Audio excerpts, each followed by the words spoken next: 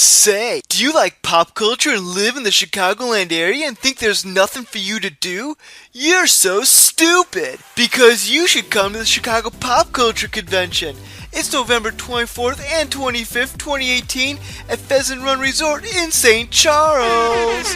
Come meet the all-new CultureCast's very own Nick and the Gorehound as they give a presentation on podcasting. Say what? Then stop by their table to get your very own photo op with the Gorehound. Sick! Learn more about the convention at ChicagoPopCultureCon.com. Hope to see you there, yo! I've been watching a lot of... Oh, I'm hearing an echo too now. Did you guys hear an echo? Now I don't hear it. I hear it occasionally, but okay. You know what? I say we just push on forward. Yep. We'll fix it in post. Well, we can't really do that. Oh. We're not that good. You're listening to Chicagoland's finest podcast, featuring the Gorehound, Well, because I'm bringing us in. Jen, I mean, it's horrifying because, Cousin Charles, and Nick. I know. I thought I was going to screw it up again.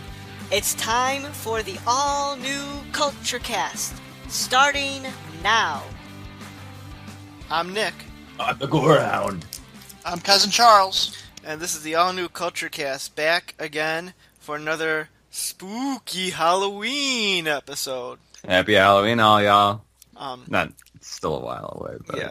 So specifically, we're going to be talking about the classic horror film Halloween, not the upcoming sequel, deboot, retcon, whatever. Wait, we're not talking about the Rob Zombie one? Yeah, we're not talking about that one either. You said we were doing Halloween. I'm just kidding. We could talk about the Rob Zombie one. There's no reason to talk about that one. We'll save that for next year. We're talking about maybe the year after that. We're talking about the classic 1978 Jamie Lee Curtis. Yeah, John Carpenter's Halloween, which was a movie that may have been ahead of its time, which we'll talk about a little bit later, but has gone on to be a classic of the horror genre, and really sort of spearheaded all these like slasher movies that have gotten popular in the 80s, and still are fairly popular today. So, before we go on, let's go to some of our favorite topics. First of all, what have you been watching?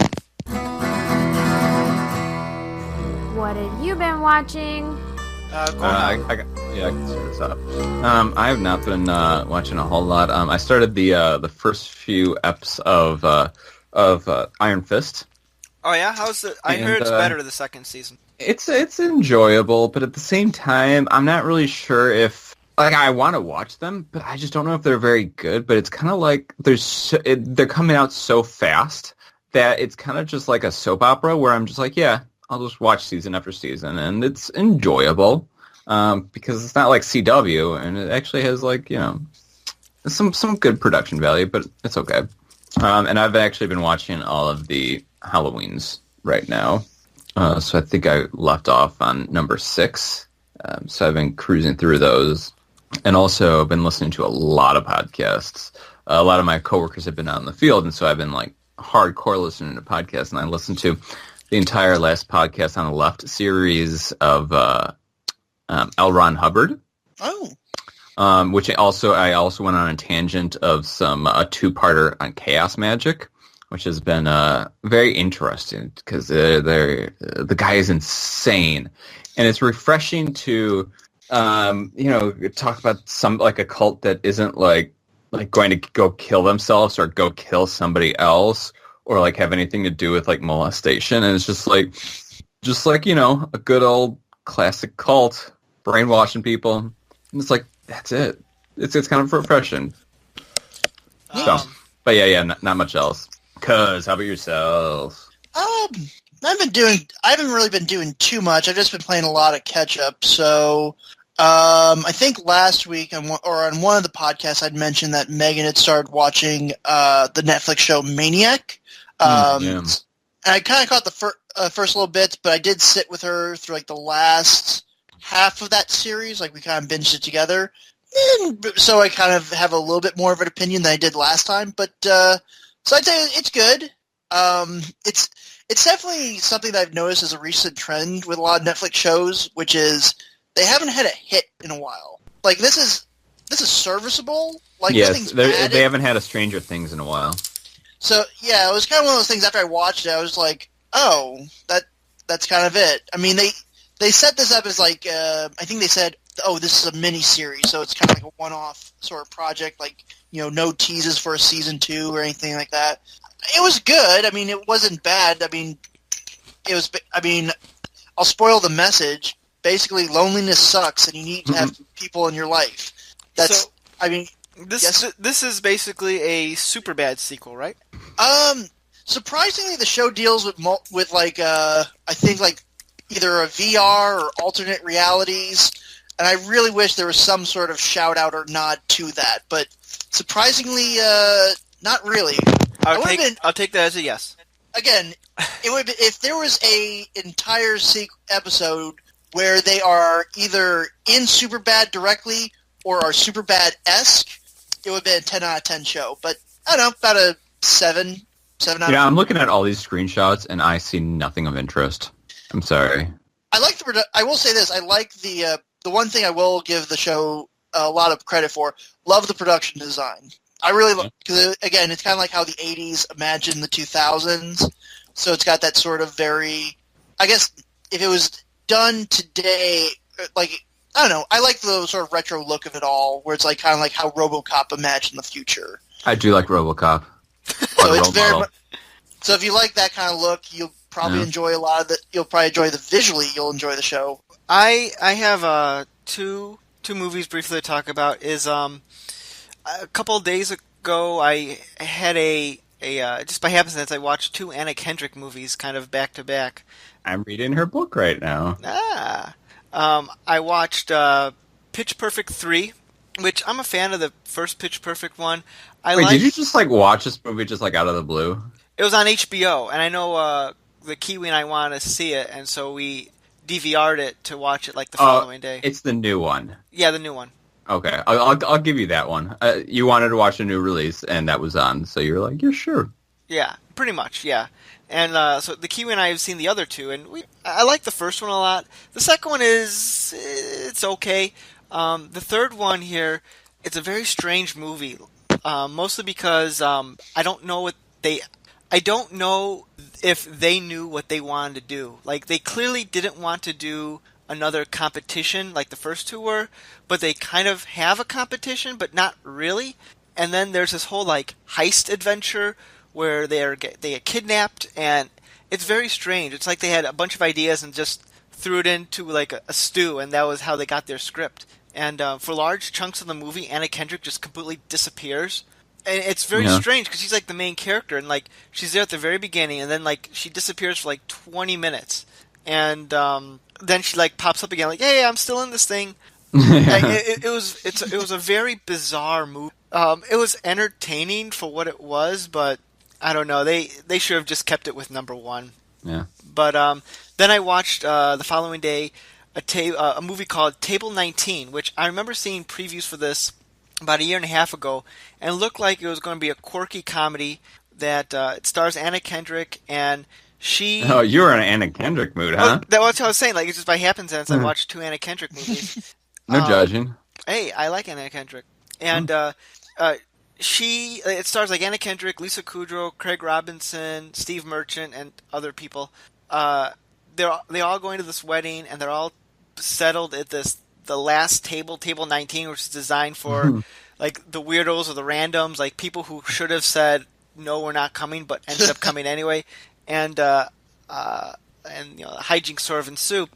The preview made it seem like, oh, it's going to be a little quirky indie comedy, but it's really not. It's like a very big melodrama, and it has its funny moments, but it's like, oh, this is not the movie the way they advertised it.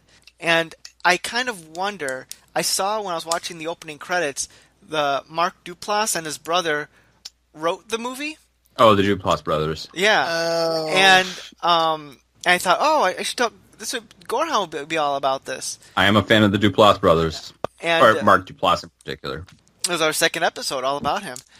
Yeah, I totally remember. you forgot, didn't you? There's no way I had to remember. But when I was looking up some stuff, they had wrote the original version of the script and they were set to direct it, but then something happened where they were removed from the project altogether, and they brought in these other people to rewrite it and direct it. So I'm wondering, had the Duplass brothers continued to work on it, it would have been a better movie than what the nobodies they got to make this film. So that was a disappointment. I would not recommend Table 19. Another thing about this movie that's so weird, and the only reason I know this is because, not counting my wedding, I've gone to a lot of weddings over the last 2 years, and so I've been picking up on wedding etiquette and everything. And this movie, like the wedding in this movie, I was watching it with Kiwi. We both agree no wedding or no reception hall would ever put a wedding on the way this place did. It was like they did their first... Kiwi would know. Yeah. Like they did their first dance, and they had hors d'oeuvres, and all of that was being done all at the same time. They didn't cut the cake. Like when they destroy the cake, like no one at the wedding knew the cake was gone, and they didn't get a replacement cake till like late in the night. Like usually you'd have your first cutting of the cake before that. Like it'd be the first thing you do. It was very strange. Anyway, so just I don't recommend it. Yeah. So Gorehound, Man Crush.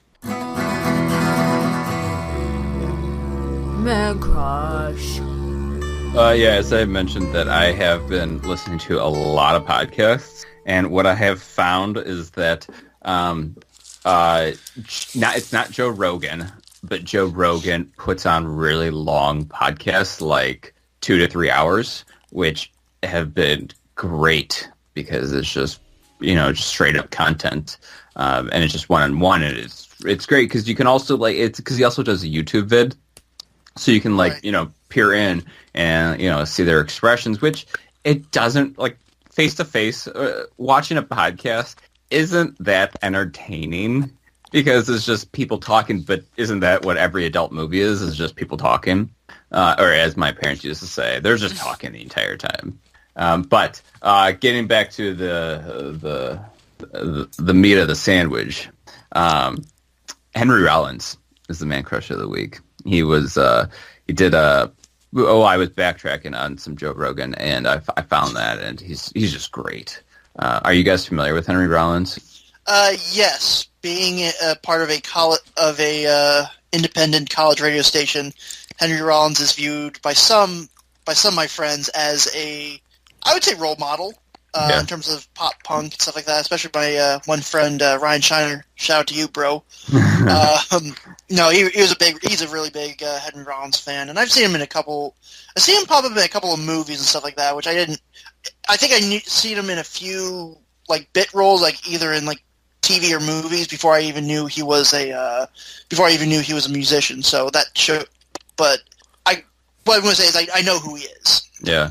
Yeah, I mean, I'm a really big fan of him, and for those of you who don't know, Henry Rollins, he was best known for being the lead singer of Black Flag during the 80s, and since then, he was in the 80s, but now he is doing his own thing. He's got his own band. He's an actor. He's written a lot of books, and he's just kind of like a cultural celebrity, dipping his toes into all sorts of things. But I think what comes to mind most prominently is that he is very tough. He's very opinionated, but he is just, to some people, inspirational. And I really like just how strong his voice is. He speaks, with a lot of heart with many things. And, I want to be like him, but at the same time, I'm like, dude, I can't live like this guy. He goes 100% all day long, and it's crazy. So yeah. I mean, if nobody's ever listened to, because I'm sure he's done lots of different types of podcasts and movies, or you could just, check out some Black Flag, and check out his band, the Rollins Band, or his audiobooks. I think everybody should be should experience him for a little bit, because he was actually even at I think C2E2 that Friday, but I didn't want to go down there on a Friday night, so I didn't. But yeah, interestingly, Thor was actually saying that he had some strong opinions on Henry Rollins, which I wanted to delve deeper in, but I don't think we've really been able to hang out with Thor for like the past 6 months due to his whole wedding thing. Jen, you got like 1 or 2 weeks left. You know she's not listening right now, right? No. But for the record, I'm calling her out. All right, let's move along. All right, let's get into our topic of the night after 27 minutes. We're going to be talking about the original 1978 Halloween movie, which I don't know what we can say that hasn't already been said a million times, but we're going to go and try to do it anyway. But for the record, this has been prompted for 2 reasons, because it is October, and this is definitely a Halloween movie, and also I think it's more of a Christmas movie. Shut up. And there's a new one coming out next week, and so that has, whenever this is released. And we're going to see the new one, right? Oh, is that still happening? Yeah, I was going to, prompt some discussion, but I'm sure our listeners don't like to listen to logistics. Okay. Not that anybody's listening. Shut down. Okay. It is happening. All right. So, let me ask you this, Gorehound, because you are the Gorehound. When was the first time you watched the original Halloween? I mean, I kind of have an illogical, confusing relationship with this film.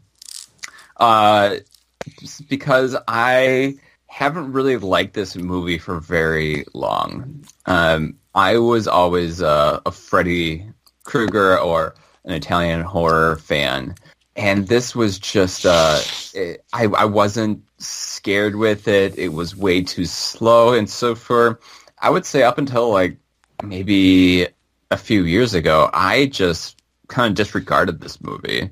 I had watched it, but I just really didn't care for it because it was, at the time, to me, it was boring and slow because I was watching all these like, modern day slashers. Like Saw, and I was like this is weak. And it wasn't until like a few years ago when I've kind of grown a deeper appreciation for it. As I've started to learn, like there aren't a whole lot of classic slashers out that are coming out. And there's you see that like a lot of movies are take inspiration from this, and so it's kind of like nostalgic, not even to the point of like I watched this as a child, but this like references like an earlier time in life. Does that make sense? I think so, maybe. So you didn't like it at first, but then recently you've come around on it. Yeah, and now I can't get the theme song out of my head, pretty much. And when I watch it, it's not about the movie. It's more about the genre, the environment, the time of year that brings it all together. Because, Freddy Krueger isn't about Halloween. Jason Voorhees isn't about Halloween, but Michael Myers is.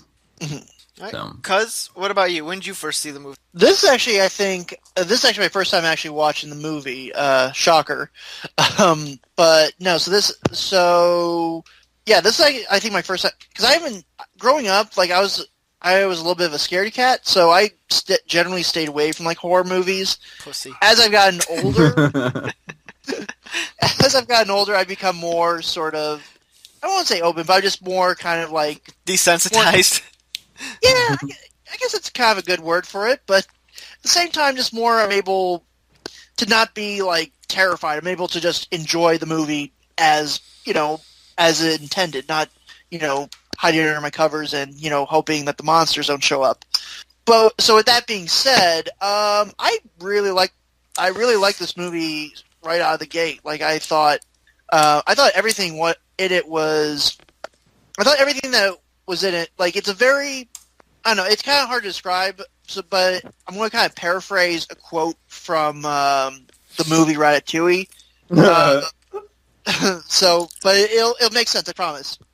not everyone can make a great movie, but a great movie can come from anywhere. And that's kind of sort of summarizes my feelings about Halloween, in the sense of, yeah, this is a really low budget. This is a really low budget. You can kind of tell that they're trying to do their best to make this as credible, or as, a credible, like a big Hollywood film. But the things that the tricks that they use to sort of cut corners and make it this movie effective, really works. It's very character driven. It's very atmospheric, which is really impressive. That because like I said, I did a little digging afterwards. I was really kind of fascinated, how this all sort of came together.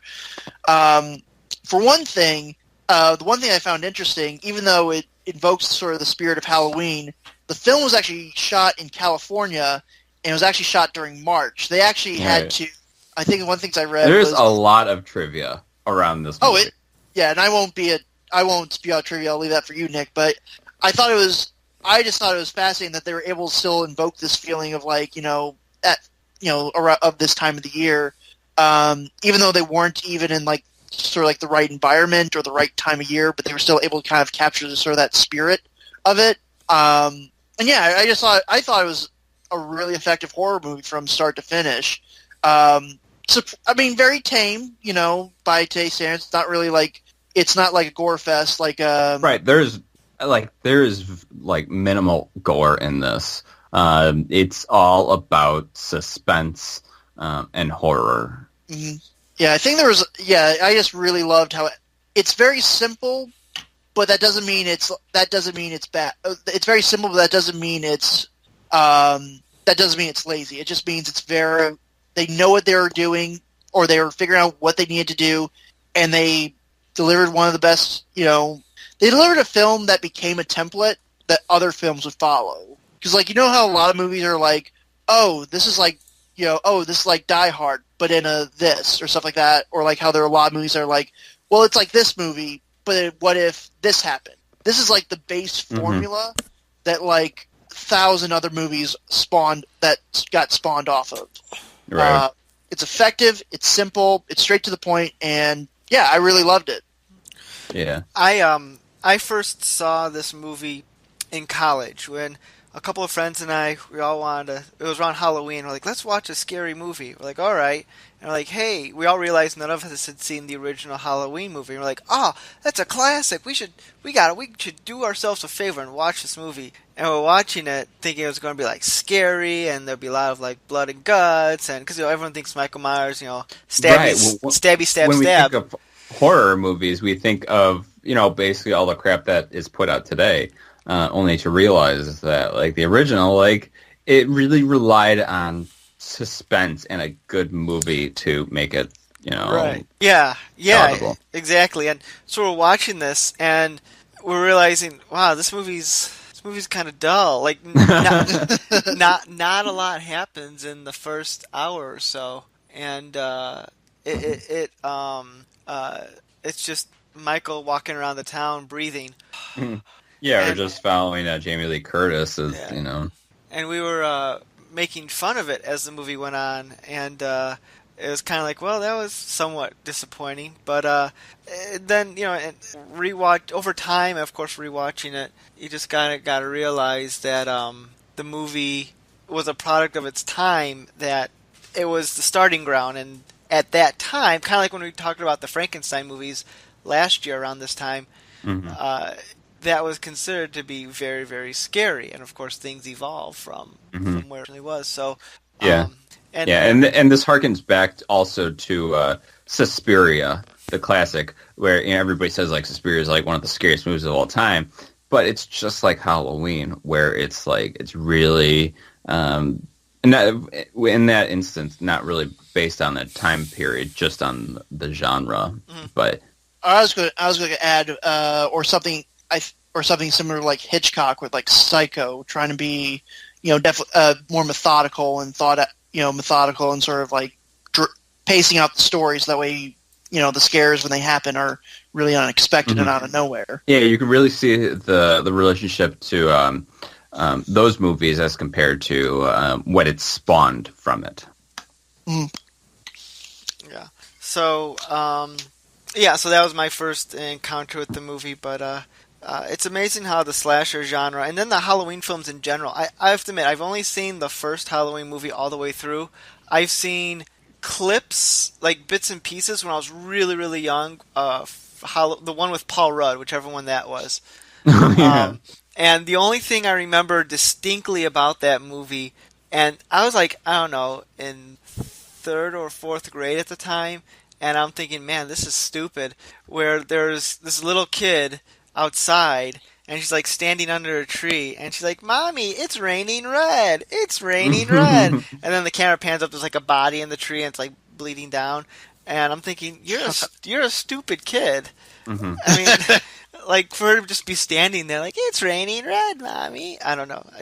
The Halloween series has really followed the trend of horror movies, because as you watch them throughout the years, you see that they are just like the year that they are being made. Like you see Paul Rudd, The Curse of Michael Myers. This is the one that I am onto next. But right before this is Josh Hartnett, and it's like, yeah, wasn't Josh Hartnett? He was after that, wasn't he? Josh Hartnett? Maybe before or after. Josh Hartnett was Halloween H2O. This was The Curse, and yeah, The Curse was I think 5 or 6. I think according to Wikipedia, it was number 6. Okay, but yeah, and because then we start to see, where it gets like real more intense with. Wasn't Busta Rhymes in one of those movies? Yes, yeah, I think that was Resurrection, and you start to see like the ridiculousness, and then they brought him out to space because that was a thing where you brought everybody out to space. Wait, no, Michael Myers didn't do that. That was Jason, wasn't it?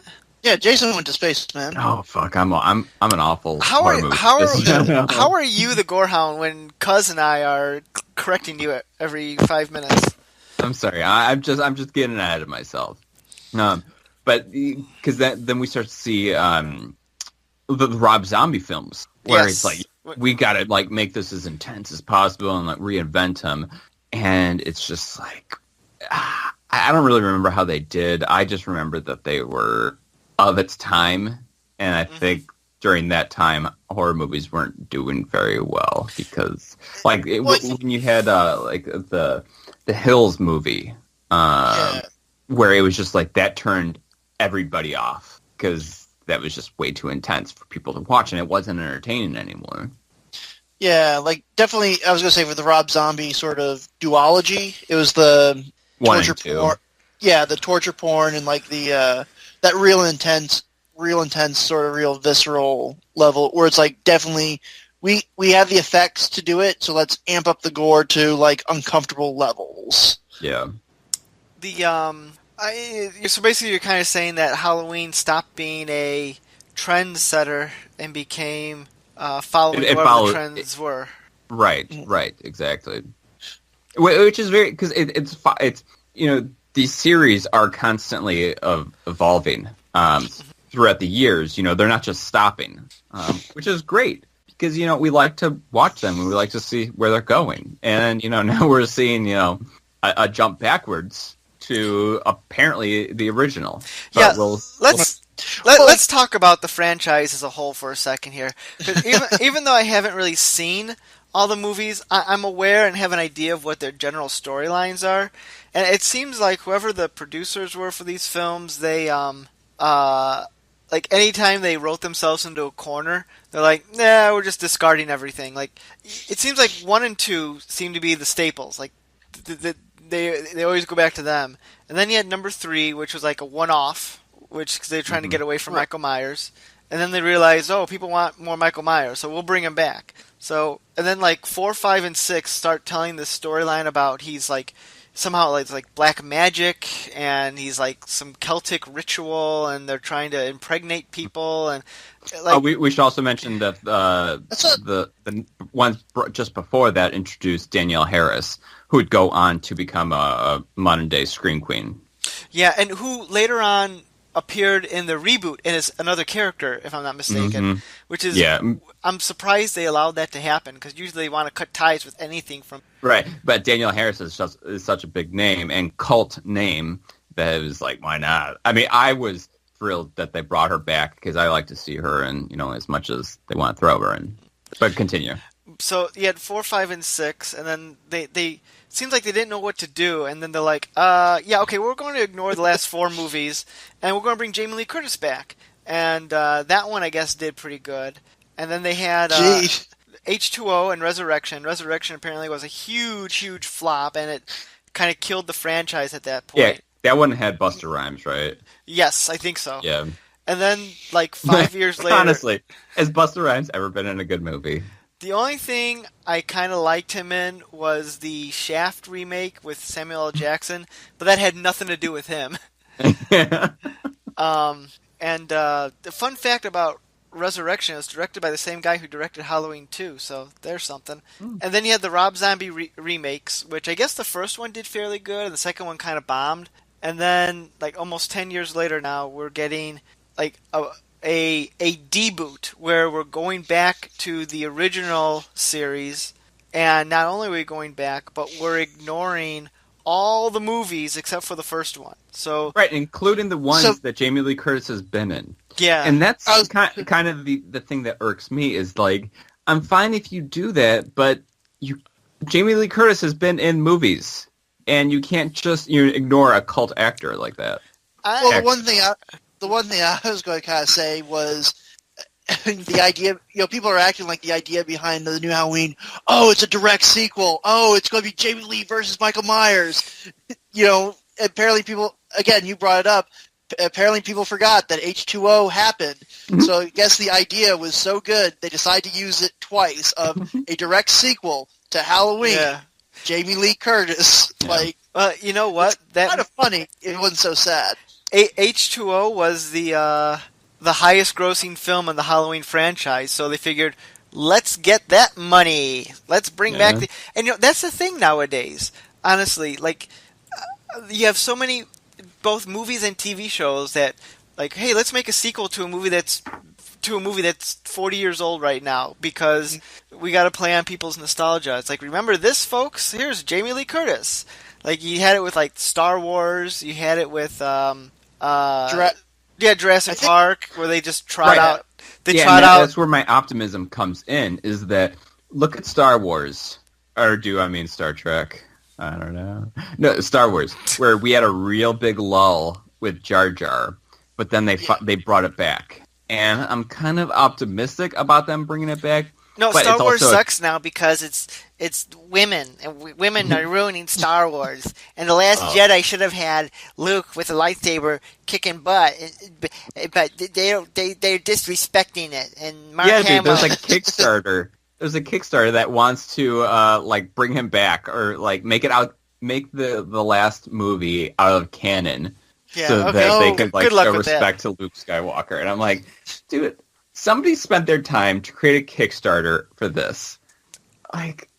Somebody has too much time on Gorehound, I can do one better. I saw something where, and this is the last Star Wars thing, somebody on like Reddit or 4chan took The Last Jedi and spent the time re-editing it to remove all the women.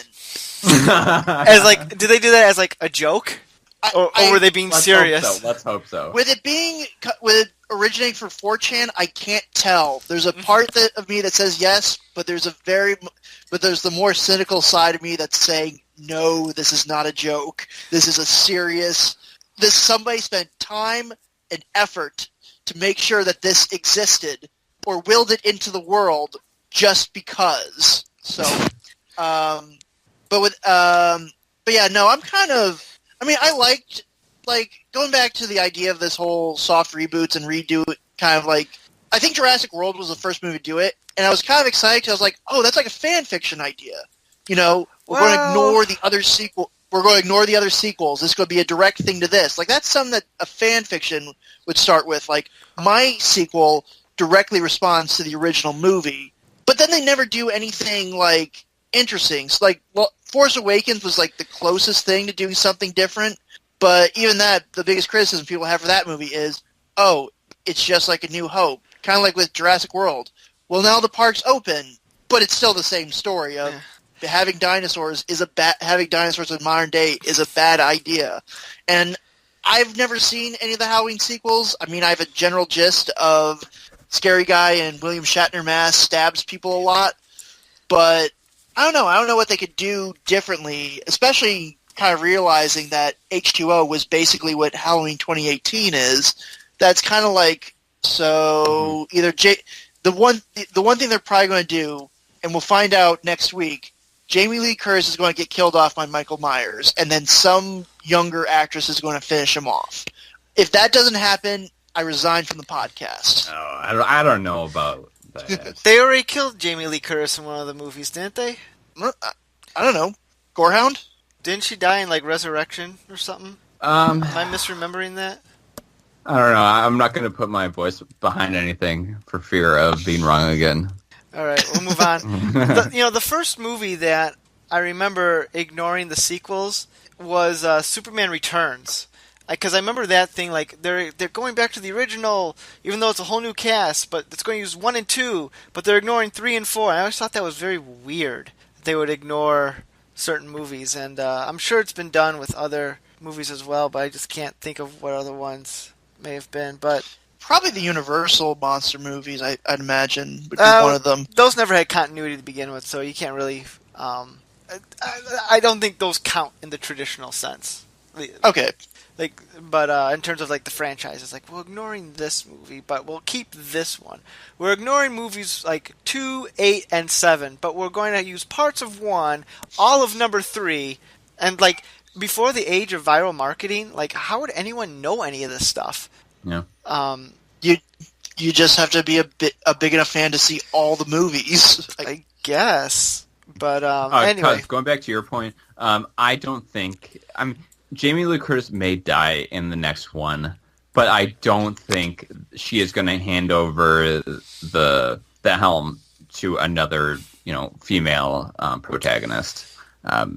It'll be a male protagonist because, let's face it. Hey, talk about the red pill, man.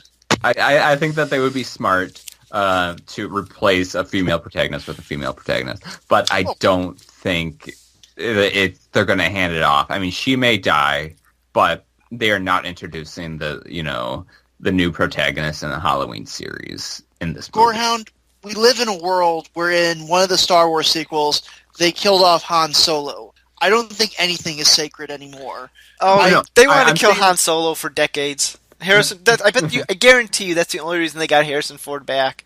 Harrison, do you want to be in the new Star Wars? We'll kill you. Amen. You never have to do these again.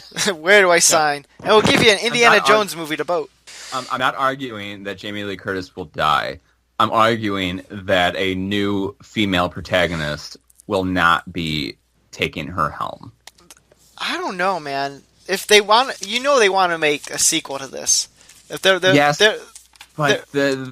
based on the character listing on IMDb, there's nobody that is like an up and coming actress, and based on the trailers that I've watched, I just don't see it happening that way. What if they brought back Danielle Harris? Oh, like a surprise cameo, like Jamie Curtis, like no, and then she just pops out, hiya!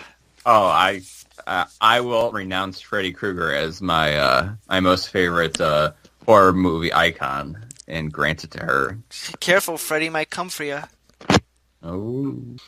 Anyway, what are we talking about? Oh yeah, the Halloween series is all over the place. No, actually, we're only talking about the first movie. Oh yeah, the first movie. Right. Well, I guess it's just kind of like, I think, cuz you were mentioning, I think it was you, cuz I can't remember now, mentioning how like, what can you really do with these movies that isn't just repeating what was done in the first, and like send them to space. You send them to space. Well, they could, I guess. It's just kind of like in number they started doing like all the mystical stuff, and like the series started to go off the rails, which is like every time it goes too crazy, they're like, all right, let's bring it back to what people know and just redo that. Michael Myers chasing after a bunch of kids that are having sex, and he kills them all. Yeah. I mean, it's pretty straightforward. Although I will make a slight correction. I think it's only number 3 that has the Celtic magic in it. I don't think any of the other ones that involve Celtic. There's some, as a Gorehound, you might know better. There's some movies where Michael Myers was somehow controlled by this cult that had runes and other mystical stuff. And Yeah, that's 3, I think. No, 3 is the one where Michael Myers does not make an appearance. That is the or the mask company that takes over the kids at the end with the mask, where it's like, 8 more days till Halloween, Halloween, Halloween. 8 more days till Halloween, Silver Shamrock. Yeah. And that's the theme that you hear at least 20 times throughout the entire movie. And you're like, okay, we get it. You know how awesome that would have been if they, like, made those lyrics go to, like, the Halloween theme? Like, it was like... Yeah. But they had, like, the lyrics saying it. So not necessarily a bit of trivia, but just for the record, this wasn't, like, originally meant to be, like, a Michael Myers-centric series. This was just supposed to be just, like, a monster of the week each movie. Mm-hmm. And when they brought out Halloween 3 and there was no Michael Myers, they were like, "Where's Michael Myers? What the shit is this?" And then we like, the producers were like, okay, we got it. We'll bring them. We'll put them in each one. The one thing I kind of wonder, because that idea of, like, okay, we're going to make Halloween an anthology series, I wonder if that would be more... I mean, that idea, I think, today in, like, the modern sort of, like, with, like, a lot of TV shows like Black Mirror and I think even the American Horror Story, that idea of, like, anthology, I think is more well embraced. I think that it was back in, like, the late 70s and early 80s. They're like, wait, is this a sequel? But it's, like, more of the idea and the more of the general kind of concept, which I thought was kind of interesting that that's what they tried doing. It was like, okay, we're not just going to be the Michael Myers franchise. We're going to be a general horror anthology, which is a neat idea. It just sucks that they weren't able to really knock it out of the park. Right. Yes, it was a failure. I will say that. Because we see movies that do that so well, like Tales of the Crypt, or like Trick or Treat, where it's like these are movies which really capture the essence of what an anthology horror movie is. Right, and what it can be. Mm-hmm. There's a new one on Netflix I want to check out, which kind of creep stories. I don't know. I saw a preview for it. It looked pretty good. Yeah, and because we also have seen a few ones that, in particular, I didn't like. It's called the ABCs of Horror, because they've released 1 or 2 of those, where it's 24 films, 1 film after each letter of the alphabet. So 26 movies? Yeah, 26. I'm sorry. And that was just like way too many for me. Which is, it's fun, like a 3-minute movie or something like that. But and it gets a lot of directors out there, but it was just like it's like YouTube clips, and I can only take so much YouTube at a time. Sorry, breaking away from Halloween once again. That's okay. This has been a completely unfocused episode, and I'm okay with that. Well, kind of bringing everything back to Halloween. I mean, I will say for the most, like, the movie's more interesting for the most part for the impact that it had, because the movie itself is, like, as I kind of said earlier in the podcast, it's simple but very effective in what it's trying to do, and it's really kind of, I mean, you could kind of nitpick it to death. Like, I think some of the, outside of, like, Jamie Lee Curtis, maybe the guy who plays Dr. Loomis, I think a lot, Feld. I couldn't remember what his name was. I think a lot of the acting's kind of sort of subpar. Forgettable. Yeah, I mean, Jamie Lee Curtis, I mean, she knocks it out of the park, and I think she's the best part of the movie. But and Donald Pleasence, I find to be more of a cult actor. He's, has he been in anything else besides Halloween movies? Donald Pleasence? Yeah. He was the very first Blofeld in the James Bond movies. Oh, wow. What? That means nothing to me. Well, that's your problem, not mine. He, let's see. He was in THX 1138. He played the president in Escape from New York. Oh, yes, he did. What a sweetheart. Yeah, good old Donald Pleasence. Yeah. I think he's since passed. Oh yeah, he died in the 90s. 95. Yeah. He played Lucifer in The Greatest Story Ever Told. There we go. But no, I mean, it's really, I don't know, it's really kind of hard to critique the original Halloween, and it really is. I mean, there's a reason that I think, not to be the trivia guy, but I think it is in like the Library of Congress, like in terms of like films that they preserve. It's a classic. I mean, it's just as important as like, you know, as Psycho, as Jaws, in terms of like being a genre staple. And even though by modern like sensibilities, people will go like, well, this is boring or this is dull. It's effective at what it does. You know, there are still plenty of shots that are really creepy, and it builds the tension. It's not just all jump scares. I think the one scare that really got me that I thought was like really like, oh wow, that's really terrifying, was like, I think it was right. It's during the part where Laurie Strode goes into like her best friend's like house, because this is after Michael's pretty much killed them all. She's discovered basically his sort of like shrine where all her friends like are dead. And then I think she like backs up to like the edge of the staircase, and there's like and one of the rooms is like darkened, and you very slowly see Michael's mask kind of come into the light. And I was like, oh wow, that's really terrifying. And I thought that was like one of my favorite. That was like one of the best shots from the movie, was just him sort of like slowly but deliberately emerging from the shadows. And that's right before he like attempts to stab her, and she falls over the banister. But that was like one of my favorite things from the movie, like in terms of like things that I remember. But can we talk about that finale there for a little bit? I know we're getting kind of long here, but I love how Michael has been really good at killing everyone up until the movie, including, and I love this, he is using just a regular butcher knife, is able to impale an 18-year-old boy in a cabinet, like on a cabinet door, and is able to keep him there by just holding him up with the butcher knife stabbed through his body.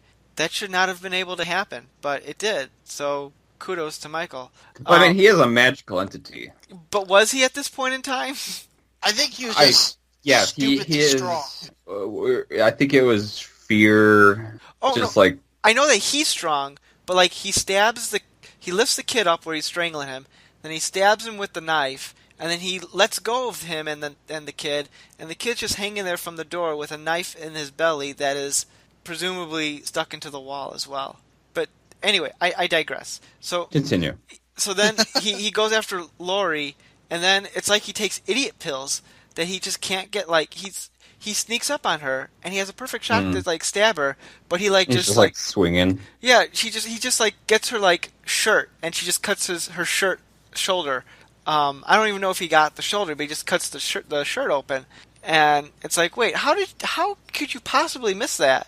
And then she like tries to stab him with a crochet needle, and that knocks him out somehow, and like he gets like wow, how are you? I mean, I know it's a finale and it's supposed to be more suspenseful, but man, he just took like idiot pills. He killed those 3 other people really quickly. And then her, he's like, num-da-dum. The one thing I did wonder in the finale, so like, okay, I get it. She gets him in the neck with the crochet needle, and he goes down. Okay, that makes sense. Then where it's like the famous sort of closet scene, what does she hit him with? Because a coat hanger. She pokes him with like a coat hanger, and then did she stab him with a knife? Yeah, she dropped the knife, and then he dropped the knife, and so she took it and started stabby stab. Okay, I was just, for some reason in my memory, I was like, I remember she hits him with the coat hanger, and then he goes down. I was like, did she like poke him in the eye, like in the right spot or something? But no, okay, now I'm remembering it. Yeah, because he takes a lot of hits, like, and he should be like down for the count. But like, because think about it, he gets like 6 slugs at his chest, and he still like disappears at the end. I will say, yeah, but I do think that he does. I mean, it may be influenced by me watching all the rest of these, but he is, more than human. He is like, I forgot what Dr. Loomis said, but he is like... He's like, he's evil. I looked in his eyes, and evil is behind right, like him. all consumed by evil, where he is evil embodied or something like that. Mm-hmm. Well, the two little kids, which, I don't know, maybe this is me putting on my hipster glasses and reading too deep into this, which I think are supposed to be... Yeah, I know. Mm-hmm. Hey, don't judge me and my craft beer. Go drink your IPAs. And go comb your beard. Yeah. Hey, you leave me and my band bun alone, okay? Take that, Kyle. I mean, Gorehound. You guys are awful at remembering my name. Well, you're awful at remembering horror films. Yeah, well, I watch a lot of them, and they all kind of blur together at some point. I'm doing, you can't see it right now, but I'm doing kind of like the hand sort of like... I know what you're doing. I'm doing... yeah, like that. I know.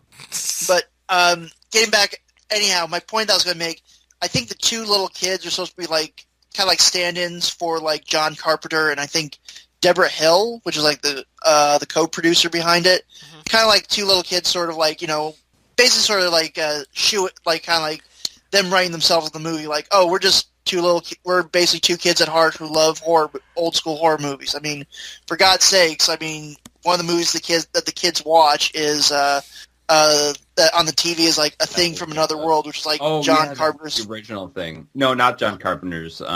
It was the original. Right, the one that he loved as a kid, and it was like, oh, this is my favorite movie. So it's like that's how I kind of read it.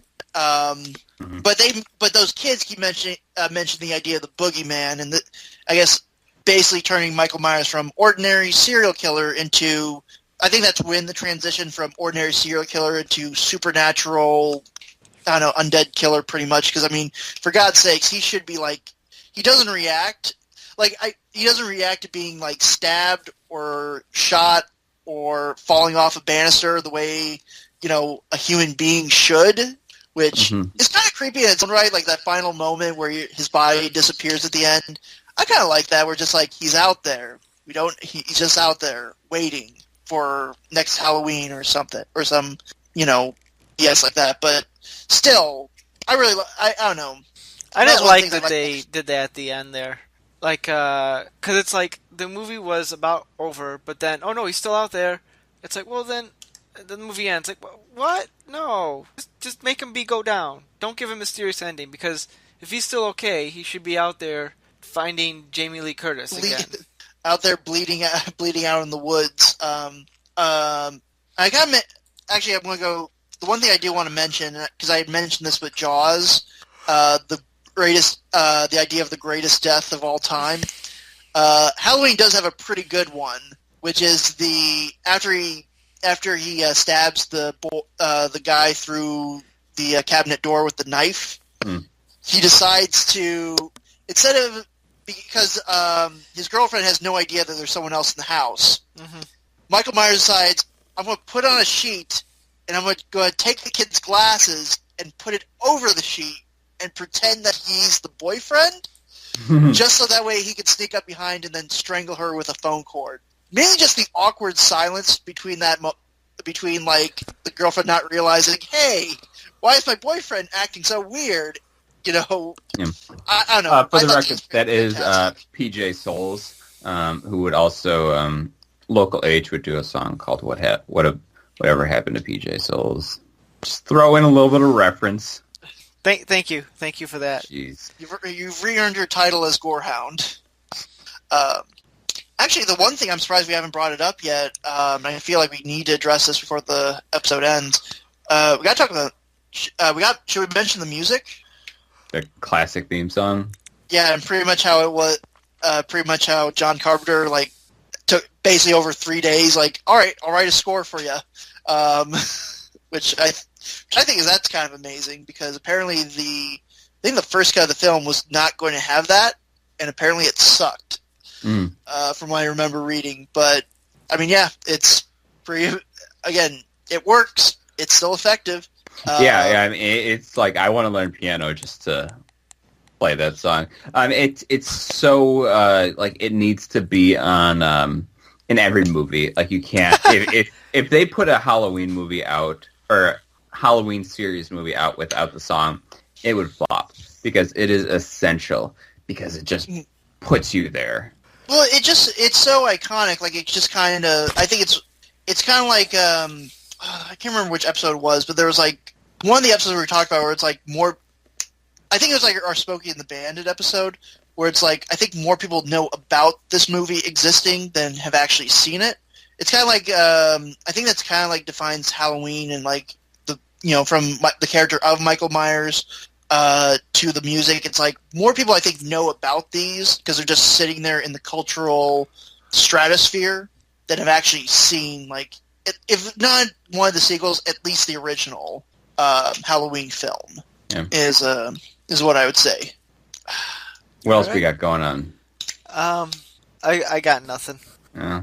I'm getting kind of tired too. So. All right, are we ready to close this bad boy out? Let's close this bad boy out. I don't have any trivia. Oh no, wait, I do have one bit of trivia. The guy who played Michael Myers in the movie later went on to be a director who directed, of all movies, Dennis the Menace. Really? Nick Castle? Yes. Yeah.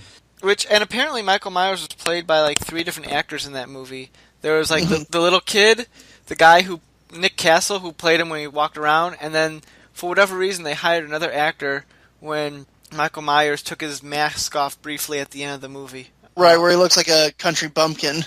Yeah, which I'm like, why couldn't they just use Nick Castle's face? That was a very weird decision. I don't understand. Yeah, and it's such a cult name too, like Nick Castle.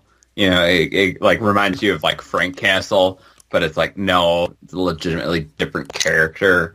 So just keep it the same. But whatever. You write your congressman and you complain. Tell him what's up. So nothing about Trump.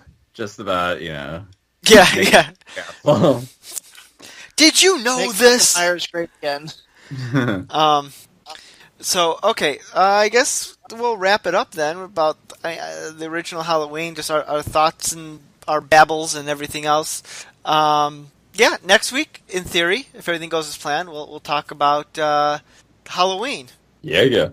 So, for the all-new Culture Guest, I'm Nick. I'm the Gorehound. I'm Cousin Charles. And thanks for listening. Bye-bye. You've been listening to the all-new Culture Cast. Check out our blog at znculturecast.wordpress.com. Send us an email at nick.culturecast@gmail.com. We'd love to hear your feedback, comments, and requests. Follow us on social media.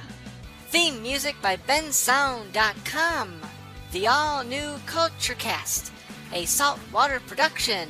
Original material copyright 2018. Thanks for listening. Oreos are so good. What kind?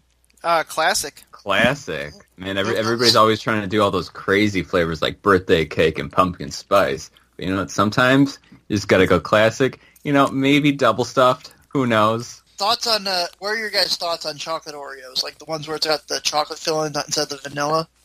Same as birthday cake. Weird. It's sacrilegious.